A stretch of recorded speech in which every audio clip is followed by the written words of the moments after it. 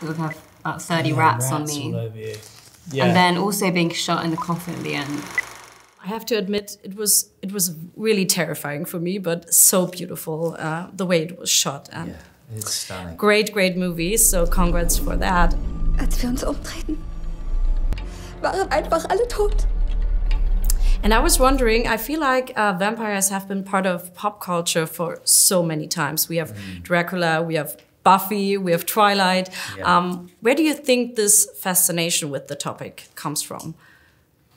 I think like all sort of mythical creatures, it's like a really embedded part of our folklore. Like, you know...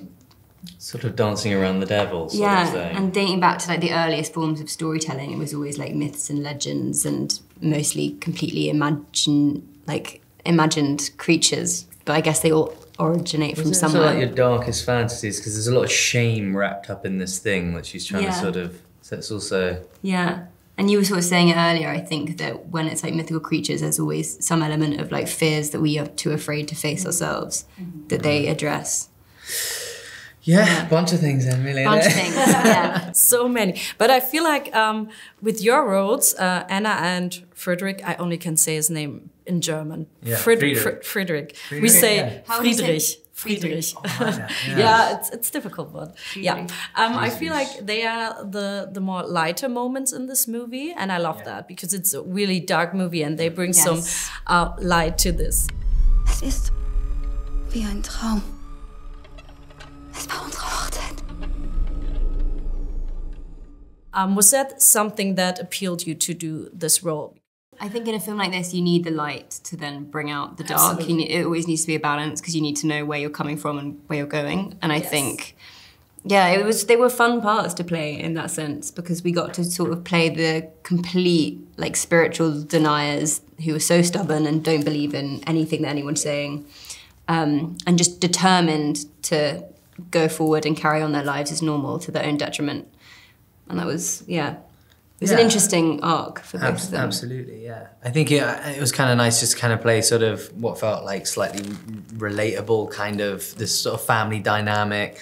I'm a father with kids, so like to kind of have this sort of family trying to hold themselves together whilst this sort of terror is coming through the city. It was kind of like very reminiscent of like the pandemic and kind of hunkering down. So there was a lot in there that I was like happy to like kind of embody that in this world of like darkness. So. Like I don't think I could have stepped in the shoes that Bill Skarsgård did. Like that's fair enough. I don't think I've ever been so like, thank God, I'm done with this. It really was. Like I did not want to linger with Orlok for any more time than I had to. Can imagine. Vor mir stand. There are dark moments with your characters too, obviously, without spoiling anything. So I feel like this is mentally challenging as well. How much did you get out of your comfort zone for this movie? Yeah, there were definitely moments towards the end. I mean, for my character, I had to sort of have about 30 rats on me. All over you. Yeah. And then also being shot in the coffin at the end was not... They sort of built a coffin and the scene starts that I'm in the coffin and Friedrich comes to open it. So while we were rolling, I had to sort of just lie in a coffin for a bit, which was, it was intense. A lot of thoughts running around my head. Yeah, I feel out of everybody else, I had probably the least to complain about. Although our last, like, when you come to the coffin, that's quite dark. Yeah. But I guess you didn't have to, like... And you didn't have just to like face more mentally. Bill, actually, No, right? You actually really worked with I had Bill. to, a couple times. Ich bin bereit.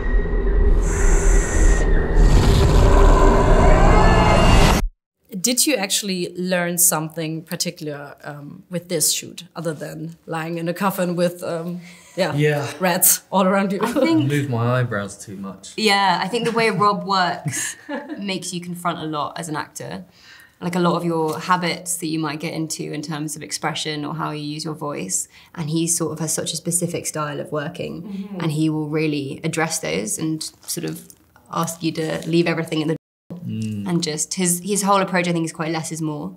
So let the costume, let the words, let the emotion do the talking, but not anything particularly expressive, unless it's strip like it all away, isn't it? Yeah. Yeah. And that was quite, I learned a lot. I think on jobs I've gone on to do after that, it's always been at the back of my mind. Rob's voice. Yeah.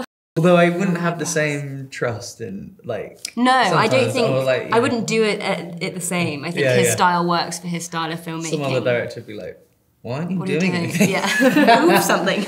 Give something. But I think it's really interesting to be aware of the habits that you fall into. Mm-hmm. I think also we all felt under that scrutiny. And I think with this period and time and this style of shooting, we all felt committed in that way of, it was very, very stylized and we're contained emotionally, but then it sort of builds. It's the suspense that builds up. So in the end, everyone's, bursting and it's going crazy. So it's kind of, it's Robert being very calculated. Yeah.